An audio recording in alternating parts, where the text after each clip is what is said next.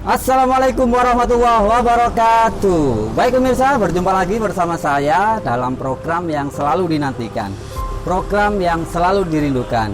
Ya, Gilmani Inspiratif, inspirasi untuk kamu. Ya, saat ini saya berada di rumah makan Gandrung, tepatnya di Jalan Ketintang Madya nomor 61 Surabaya.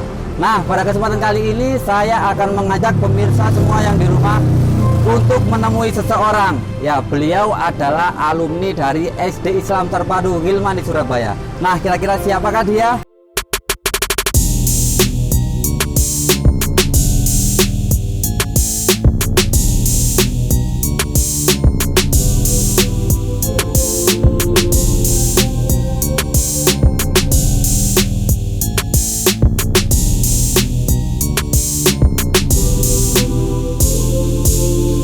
Sekarang saya sudah bersama Mas Nida dan Mbak Nurul. Yuk langsung saja kita sapa beliau.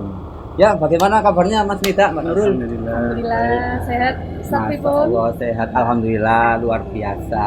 Ya, ini saya mau tanya ini, mungkin pemirsa yang di rumah juga butuh itu ya, tahu gitu ya. Nah, ini Mbak Nurul dan Mas Nida ini lulusan tahun berapa dulu?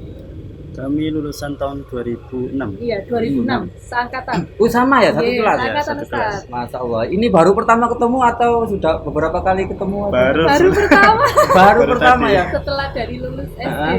Ini baru pertama. setelah dari Oh, Oh, iya. reuni sempat sekali waktu Oh, itu kalau sempat nggak salah. sekali. Tapi kayaknya nggak ketemu langsung gini. Iya. Berarti ini momen yang pas ya, bagaimana ketemu temu kangen lah kalau bahasanya gitu ya. Selama kurang lebih berapa tahun dari mulai tahun Dari 2006 2006. sampai 2021, berarti 15 tahun. 15 tahun. 15 tahun, Masya Allah. Berarti sudah muda sudah tua ya. Iya. Baik. Nah, ini sekarang kesibukannya Mas Nida sendiri apa ini? Kalau saya masih melanjutkan kuliah S2 di UIN Malang. Masya Allah, S2 di UIN Malang ya. Iya. Luar biasa. Kalau Mbak Nurulnya sendiri? Saya masih tetap berkhidmat kayaknya di Gilmani tercinta. Berkhidmat. Masya Allah, ngajar ya berarti ya. Wah, Ustazah Nurul ini, Masya Allah, luar biasa. Astagfirullah. Ya. Setelah dari Gilmani ini, Mbak Nurul dan Mas Nida melanjutkan kemana saja ini? Melanglang buana kemana saja ini? Mas Nidanya Setelah kemana? dari Gilmani? Dari Gilmani. Setelah dari Gilmani 2006 itu saya masuk SMP MTS Nurul Hikmah di daerah Kenjeran. Oh, daerah MTS-nya di Nurul Hikmah, Kenjeran. Itu PP Kan Pondok di MTS. Terus 3 tahun sampai 2009, kemudian masuk Pondok Al-Amin. Al-Amin Sumeneb. Iya. Oh iya iya. Al-Amin Perinduan Sumeneb. Di situ saya 5 tahun sama ngabdinya setahun, jadi 5 tahun, 4 tahun sama ngabdi setahun, jadi 5 tahun. Jadi sampai tahun 2014, baru 2014 itu sampai tahun ini 2021 di Malaysia. Masya Allah, baik Mirsa, ini alumni dari Gilmani, sekolahnya sudah sampai Malaysia. Masya Allah, luar biasa Mas Nita ini ya. Ya, setelah itu baru S2 ini ya yang di. Iya, jadi sambung S2 itu, lanjut S2 udah mulai dari tahun lalu 2020. Tapi karena pandemi ini kan, jadi saya daftarnya online, terus kuliahnya juga kan tetap buka tapi online juga. Online. Tapi saya masih di sana waktu itu. Jadi tahun 2020 saya daftar tuh, saya kuliahnya online tuh semester 1 semester 2. Berarti online-nya dulu itu masih di Malaysia. Iya. Masya Allah. Ini Cuma tuh nanti- ketemu dengan Upin Ipin ya di sana. Luar biasa. Iya. Terus setelah itu sekarang aktivitasnya masih itu ya, online ya. Sekarang berarti? masih online. Mungkin nanti semester 3 ini kan mulai akhir Agustus, akhir bulan ini. Jadi masih nunggu PPKM sekarang. Oh, nunggu PPKM Ya, baru terus bisa tatap muka insya Allah ya. Iya. Tapi mungkin untuk perkuliahan masih online tuh di UIN Oh, Malang. perkuliahan masih online. Ya kalau Mbak Nurul sendiri, kita tadi kan sudah tahu dari Mas Nida ya. Kalau Mbak Nurul bagaimana? Perjalanan setelah dari Gilmani seperti apa? Iya. Kalau saya alhamdulillah nggak sampai ke luar negeri ya, masih ya di dalam ini aja, dalam negeri Ya. aja. Cuma setelah dari Gilmani itu saya nyasar ke sekolah negeri. Oh Nggak iya, nyasar. nyasar ya berarti ya. Iya. Terus Sekolah negeri sampai waktu di SMP 1 Buturan, kemudian di SMA 1 Sidoarjo. Nah ini habis itu saya sebenarnya bukan ke guru, jadi waktu ke gizi. Gizi. Iya. Berarti Di- lebih ke apa ya? Kedokteran kesehatan, atau apa? iya. Kesehatan ya. Jadi, ke akademi gizi. Setelah lulus dari akademi gizi sudah mau ngajar di rumah sakit, bukan ngajar, sudah mau kerja di rumah sakit. Heeh. Ternyata ada suara-suara panggilan. Bukan di Gilmani juga. Bukan Jadi di Gilmani, masih Masya Allah. ada sekolah saya di sebelumnya di Sidoarjo. Sama-sama sekolah Islam, ya mungkin lebih besar. Tapi ternyata setelah 2 tahun khidmat di sana itu panggilan hatinya ternyata sudah bolak-balik dari mulai waktu itu sempat Abi itu nyasar telepon, Abi ya itu nyasar telepon ke HP saya. Iya, iya. Terus dari situ tuh sudah dek, ini kok kayaknya karena sudah berulang kali diminta tapi saya nggak mau di Gilmani. Terus akhirnya memutuskan untuk khidmat di Gilmani, ikut membesarkan sekolah yang telah membesarkan saya. Masya Allah, luar biasa. Itu kalau ngajar yang di sekolah yang dulu berapa tahun? 2 tahun. 2 tahun. Iya. Setelah itu dapat telepon dari Abi, terus nggak bisa nolak ya? Sebenarnya teleponnya dari Abi itu bukan tentang sekolah. Oh, Ustaz. bukan. Jadi kayak telepon nyasar gitu. Tapi waktu itu memang dalam proses istikharah untuk tetap ngajar di situ atau pindah waktu itu pindah sekolah tapi bukan di Gilmani gitu. Di akhirnya ya sudah. Jadi akhirnya masuk jadi Malah- ustazah di Gilmani. iya. Masya Allah. Kembali ke rumah lah. Kembali ke istilahnya. rumah, betul. Bener. Back to home. Back to home. Iya. Baik, ini Mas Mida ini dulu. Iya. Selama 6 tahun di Gilmani, apa yang paling berkesan ini? Yang masih teringat sampai sekarang apa ini? Yang paling berkesan. Iya. Apa berkesan semuanya ya selama ya gimana? Yang paling Kalau berkesan? dari segi ini ya, apa pendidikan ya. Kalau yang paling berkesan tuh kalau di Gilmani itu kan kita ada baca Aqidatul Awam kan sebelum masuk kelas, kemudian ada hafalan-hafalan doa, zikir, hafalan-hafalan tasrifat, itu sih yang paling Tasrifat ya, amsilah tasrifiyah. ada ya, tasrifat ya. Dulu itu kita sudah ada kayak nahu sorof gitu sebenarnya. Bukan iya, nahu iya. sih, jadi kayak sorofnya itu Zainal yang Ya, ngajarin. pakai yang Oh, kitab iya, iya. kecil kuning tuh, Iya, amsilah kitab kecil kuning, tasrifiyah. Jadi sempat hafal juga dulu waktu SD. Berarti itu ya yang berkesan di Mas Nida ya.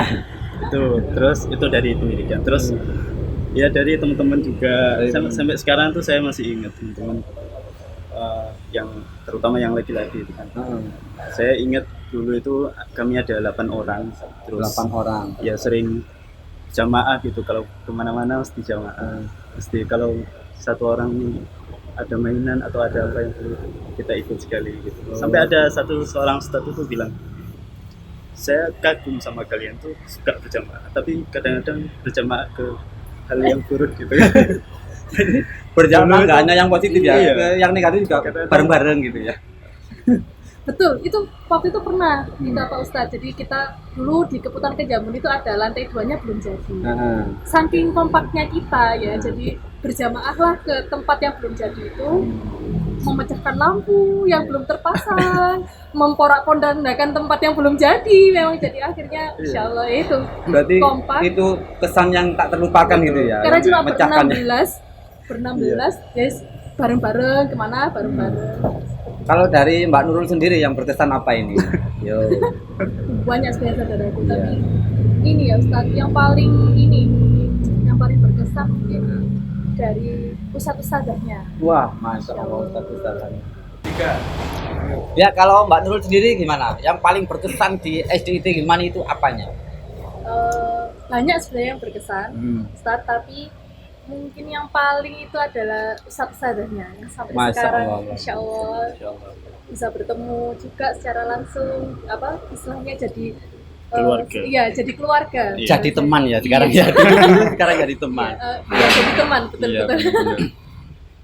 Terus apalagi selain ustadz-ustadzahnya yang berkesan ya pasti ada lah. Tadi kan Mas Nida juga ceritanya banyak gitu, kenangan memecahkan apa bersama-sama jamaah. Kalau Mbak Nurul sendiri seperti apa?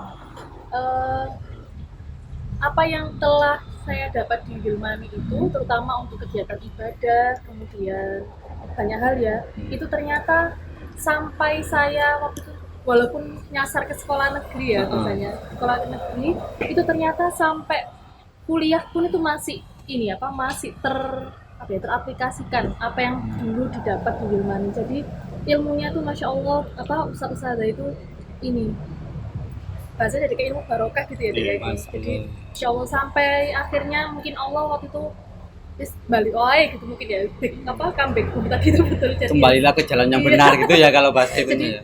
walaupun sudah menyasar di dunia yang bukan dunia pendidikan, sudah kerja di rumah sakit dapat 3 hari, waktu itu sudah kerja 3 hari keluar akhirnya, dan itu pun dikembalikan sama Allah mungkin ke Al-Quran. Nanti habis itu kebetulan di sekolah sebelumnya saya jadi guru Al-Quran 2 tahun, sudah mau masuk ke guru kelas juga, ternyata kembali lagi lah ke rumah Wilmani. Masya Allah, back to school. Back to school. Iya. Nah ini bagian yang penting juga ini. Mas Nida, asatid favorit. Nah, asatid favoritnya siapa ini? Nah ini perlu didengarkan sama asatid SDIT Wilmani ini. Asatid favorit tuh sebenarnya banyak. Banyak ya. Iya, soalnya kita kan seperti keluarga, jadi ngerasa kayak yang satu ustadz ini sebagai ayah, kita kerasa sebagai ayah kita, yang seorang lagi sebagai abang kita, kakak kita gitu. Terus yang satu lagi sebagai ibu, seperti ibu kita. Jadi hampir semua yang saya ingat jadi asatid favorit. Masya Allah, luar biasa Mas Nita ini ya, tawadu ya Iya, beliaunya ya. Sejak dulu Ya, luar biasa beliaunya. Kalau Mbak Nurul sendiri bagaimana ini? Asatid favorit? Ya, asatid favorit. Sebenarnya sama seperti Nida, cuma mungkin kalau yang kesannya tuh sampai sekarang masih dapat itu Ustadz Zainal. Ustadz Zainal, Masya Allah, semoga Ustadz Zainal menonton tayangan ini ya. Iya benar sekali, Ustadz Zainal ya yang berkesan ya. Gimana kok bisa Ustadz Zainal jadi asatid favorit itu, gimana ceritanya? Saya ingat itu dulu sering diajak, bukan diajak, kalau lomba, ikut lomba tarte, lomba apa itu yang ngantarkan beliau. Itu diajak makan soto, kalau habis selesai lomba menang nggak menang tetap makan gitu. Dan ternyata sampai sekarang Ya, saya belum pernah ya.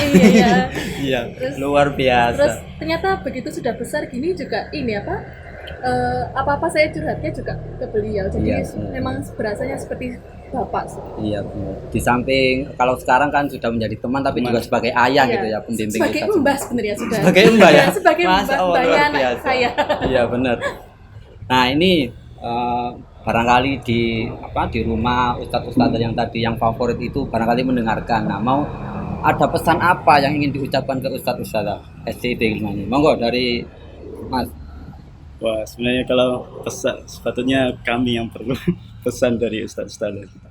Karena sampai sekarang pun kami masih menganggap ustadz-ustadz di SDIT itu sebagai ustadz kami.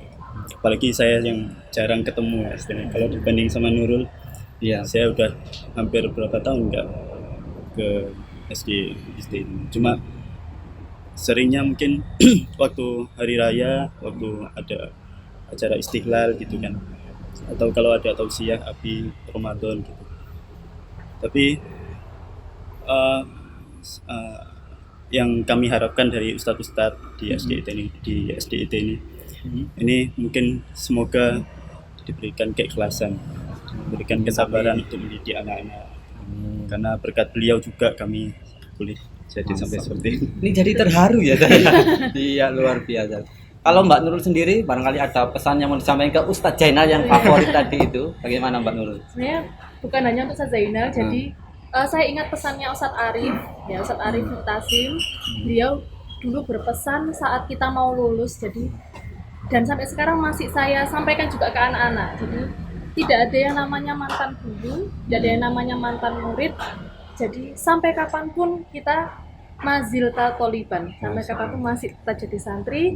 Beliau semua walaupun sekarang bahasanya sejawat ya, sama-sama guru, tapi beliau memang guru saya gitu. Jadi semoga beliau semua diberikan kesehatan oleh Allah, diberikan umur yang barokah, ilmunya bisa bermanfaat untuk lebih banyak lagi. Amin.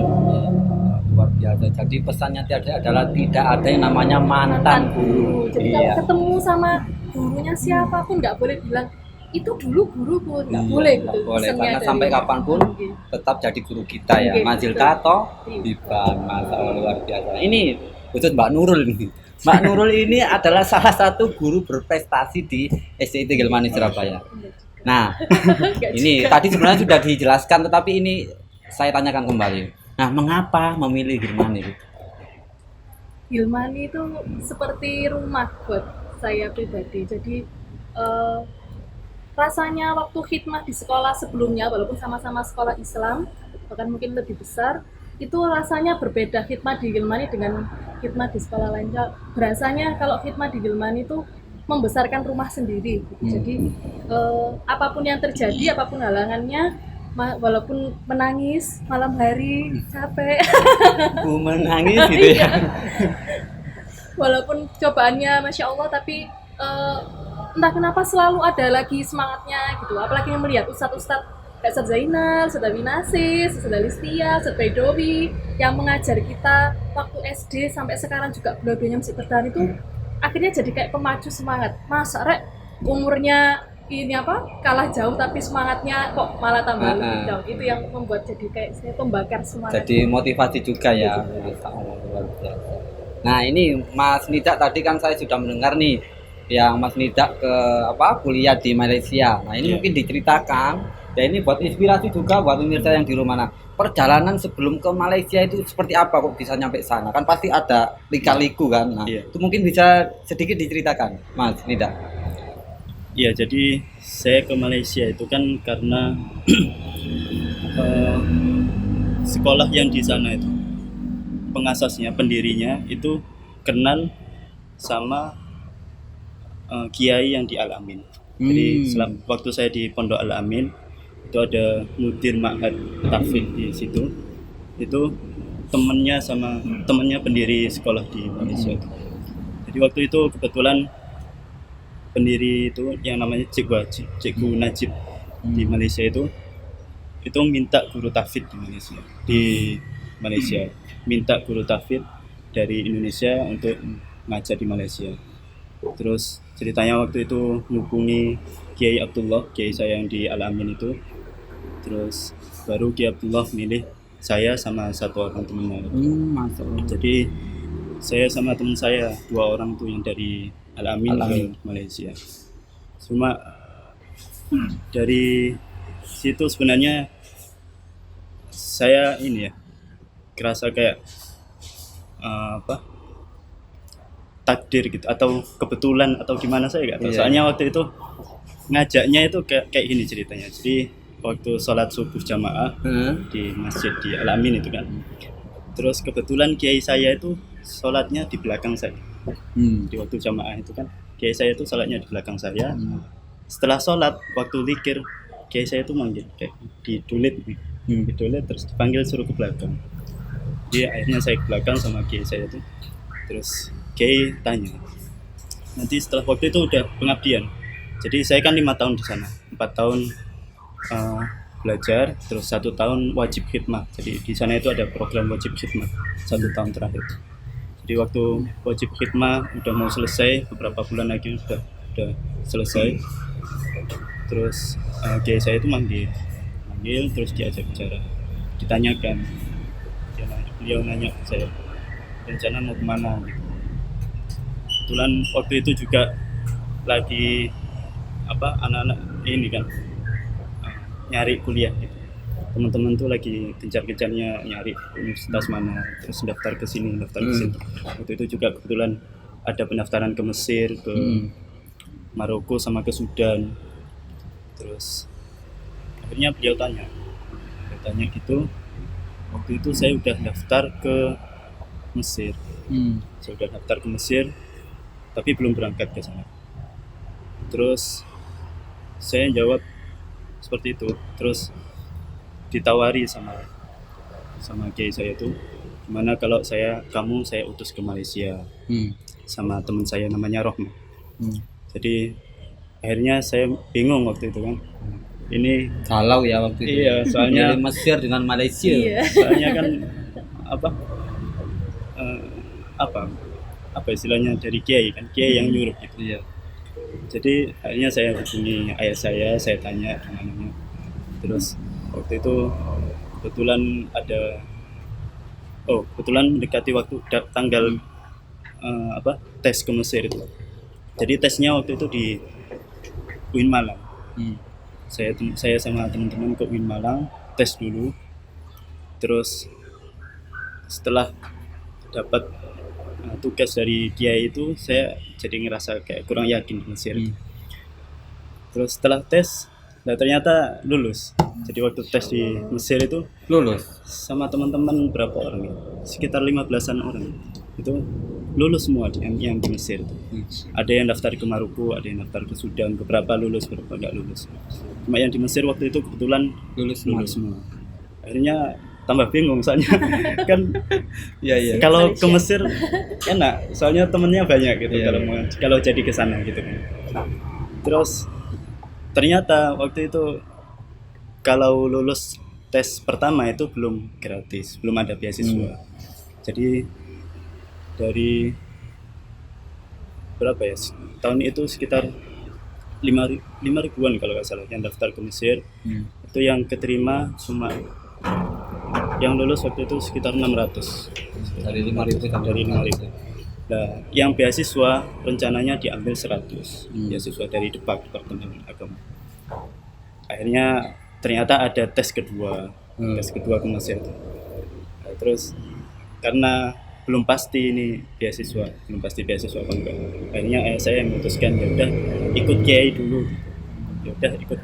Gitu. Jadi itu ya awal mula bagaimana bisa berangkat ke apa negaranya Upin Ipin ya.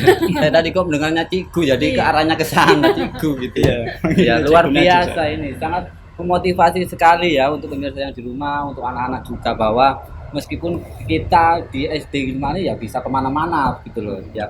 Baik justru, mungkin kita itu dulu ya. Kita coba dulu minuman dari nih rumah makan gandrung gitu ya. Coba kita minum dulu. Bismillahirrahmanirrahim. Insya Allah luar biasa rasanya, maknyus ya. Ya kita lanjutkan ngobrol-ngobrolnya. Nah ini Mas Nida dan Mbak Nurul, ini di masyarakat ini kan kita sering mendengar ini sekolah SD itu nggak perlu bagus-bagus, nggak perlu pilih yang harus ada ini ada itu karena nanti waktu kerja yang dilihat ijazah SMA atau kuliah. Nah, setuju tidak kalau ada pernyataan yang seperti ini dari Mbak Nurul sendiri gimana? Kalau saya justru kurang setuju. Kurang setuju ya. Kurang setuju. Iya. Alasannya gimana? SD itu kan kita 6 tahun ya, Ustaz. 6 tahun itu ternyata saya merasakan kalau misalnya basicnya dari agama itu insya Allah kuat, apalagi sekolah Islam seperti sekolah kita, sekolah Ilmani, insya Allah nanti dengan 6 tahun ini dipupuk sedemikian rupa, dibangun pondasinya, walaupun nanti dimanapun, walaupun di sekolah negeri pun, nanti insya Allah di situ kita justru akan bisa memberikan banyak bahasanya kalau sekarang itu kayak vibes-nya itu positif gitu. Jadi insya Allah siapapun yang akan berteman sama kita, nanti kita pun juga insya Allah nanti kayak tersaring sendiri gitu, terfilter sendiri, nanti kita tuh jalurnya sama teman yang seperti apa gitu, aktivitas apa yang kita lakukan insya Allah nggak akan jauh-jauh banget dari agama gitu insya Allah. Kembali ke jalan yang lurus ya. Iya, walaupun tidak harus jadi guru ya. Iya, benar-benar. Ada yang sekarang jadi entrepreneur juga, ada yang itu ternyata memang vibes-nya memang itu beda Islam, ya, iya beda. Yang sekolah-sekolah basicnya sudah punya pondasi agama itu sama yang dari awal mungkin SD-nya ini aja SD biasa-biasa aja, nanti mungkin SMA-nya yang ini justru kalau di SD-nya basic agamanya sudah kuat, insya Allah nanti SMP walaupun dia dimanapun, SMA juga walaupun di sekolah tetap di luar negeri bahkan sekalipun seperti Nida ini insya Allah nanti akan memberikan vibes yang berbeda. Masya Allah, luar biasa. Jadi intinya SD itu pondasi harus kuat begitu ya. Nah ini dari Mbak Nurul. Sekarang dari Mas Nida, seperti apa Mas Nida? Sebenarnya kurang lebih sama seperti mana. Cuma ini seperti ini ada satu contoh kebiasaan di lingkungan SD itu kan kita waktu SD itu kalau pegang perempuan itu kan kayak najis gitu, jadi dibersihkan. Itu saya masih ingat. Papasan di tangga itu lucu. Tunggu-tungguan karena tangganya belum seperti sekarang. Tangganya masih kecil gitu. Terus itu sama temen, sama ustadzah juga. Salamnya masih ini. Terus jadi akhirnya waktu saya masuk SMP itu saya di lingkungan yang ini kan kayak di perkampungan gitu. Terus kebetulan satu kelas tuh campur gitu. Bukan meskipun MTS tapi lingkungannya itu masih lingkungan Beda ya, maksudnya Heterogen, bercampur lebih gitu ya. heterogen. lebih bercampur gitu. Jadi saya lebih menghindari gitu ketika kumpul sama teman-teman ada perempuan deket-deket pindah jadi kayak Berarti enak karena lebih ke terbiasa. kalau di SD Gilmani itu adabnya lebih dikedepankan Iya. begitu ya. Ya, Apalagi terus sama lingkungannya guru juga. itu, masya Allah. Benar-benar Mas Allah luar biasa. Nah ini selanjutnya menurut Mbak Nurul dan Mas Nida. Nah, what it tidak sekolah di Gilmani, di recommended nggak? Misalnya orang tua yang di rumah menyekolahkan di Gilmani. Kalau menurut Mbak Nurul, Insya Allah sangat recommended. sangat recommended ya. Iya. Masya Allah luar biasa. Kalau dari Mas Nida Sama. gimana? Sama ya. Sama. Masya Allah. Nah, mungkin bisa diberikan alasan sedikit kenapa kok recommended? Satu, di Gilmani itu ininya apa, belajar adabnya itu nomor satu. Jadi dengan teman, sama teman apalagi yang berbeda jenis itu, kemudian sama guru terutama itu benar-benar ditekankan di Gilmani. Kemudian dari ibadahnya kita mulai dari ibadah yang wajib sampai ibadah yang sunnah kayak sholat gerhana, bahkan yang maksudnya kita jarang kalau di sekolah lain belum tentu ada juga gitu pembelajaran seperti itu. Itu dari kita SD, dari zaman dulu SD Gilmani masih cuma sepeta itu sudah benar-benar ditanamkan. Itu sih yang menurut saya akhirnya terpakai terus sampai sampai dimanapun itu, pertama di masalah adab itu Masya Masya Allah. Allah luar biasa. Kalau dari Mas Nida sendiri mana? Alasannya Alasannya recommended di Gilmani? kalau menurut saya lebih ke ustadznya, asatidnya itu lebih kita seperti keluarga gitu. Masya Allah. Saya ngerasa juga di MTS itu juga seperti itu. Karena mungkin di MTS itu kan karena anak-anaknya itu yang sekolah di situ dekat-dekat. Jadi mereka naik sepeda ontel, ada yang jalan, terus guru-gurunya juga dekat-dekat situ kawasan. Jadi setiap liburan atau setiap Ramadan atau waktu hari raya Idul Fitri itu sering berkunjung, ketemu. Sampai sekarang bahkan kadang-kadang sering gitu masih diajak kumpul-kumpul. Sama juga di SD itu. Jadi kita seperti keluarga di situ. Jadi lebih ke ustadz-ustadznya itu Iya. benar ngomong gitu ya, Iya, sama jadi anak-anak ya. Kalau kita ngerasa kayak nggak kenal gitu kan, akhirnya dari segi pendidikannya, di pelajarannya itu kan akhirnya kurang minat atau soalnya ada juga yang satu contoh nih, kalau kita belajar dalam kelas terus ada satu guru yang ngajarnya cuma sekedar ngajar gitu, bukan mendidik, terus bahkan nggak kenal setiap muridnya, itu kan akhirnya sampai sekarang itu kerasa ini siapa, ustadz siapa, terus dulu ngajar apa ya gitu. Oh, Tapi gitu kalau di ya. SD itu Jadi kenal semua kalau karena saya menangkap ini asatidz Gilmani itu benar-benar ngajarnya dari hati begitu Iya. ya. mereka mendidik bukan sekedar ngajar. Masya Allah luar biasa. Baik Mbak Nurul dan Mas Nida, terima kasih kehadirannya hari ini. Meskipun sibuk jadwal full tapi bisa menyempatkan waktu ya. Iya terima kasih Mbak Nurul. Mas Nida. Baik pemirsa, rubingan tadi perbincangan kita dengan Mbak Nurul dan Mas Nida. Semoga ada manfaat untuk kita semua. Dan terima kasih kepada pemirsa semua yang sudah menonton dari awal sampai akhir. Sampai jumpa di video-video berikutnya. Assalamualaikum warahmatullahi wabarakatuh. Bye-bye.